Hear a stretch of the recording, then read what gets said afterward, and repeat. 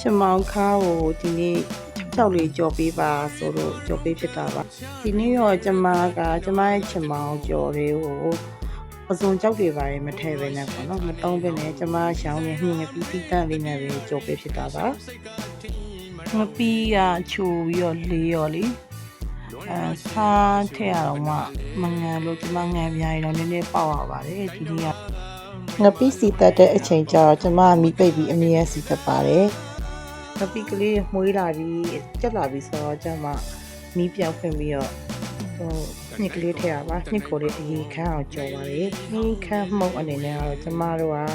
နှင်းကြုံမုံမစားတဲ့အတွက်ဒါချီနှင်းခမ်းမှုန့်နည်းနည်းထည့်ပါတယ်ညကြော်ရင်လည်းမြစ်ကာရှည်မရှိတော့ပဲစီပြန်လာပြီးဆိုတော့မှချင်မောင်လေးကိုထည့်ရပါချင်မောင်ကိုတော့ကျမက2ခါ3ခါခွဲထည့်ပါတယ်ရှင်သင်္ခါမုတ်အနေနဲ့ကတော့ကျမစားနဲ့ဒါရှိနည်းနည်းပဲသုံးတာပါခါသင်ချက်နေနဲ့ဒန်နီအိုးကအရန်ကတ်တော့အိုးပြောင်းလိုက်တာပါ gas နဲ့ပဲပြန်ပြီးကြော်လိုက်ပါတယ်ရှင် gas ကကြတော့မိထိုင်ရလွယ်တော့လေ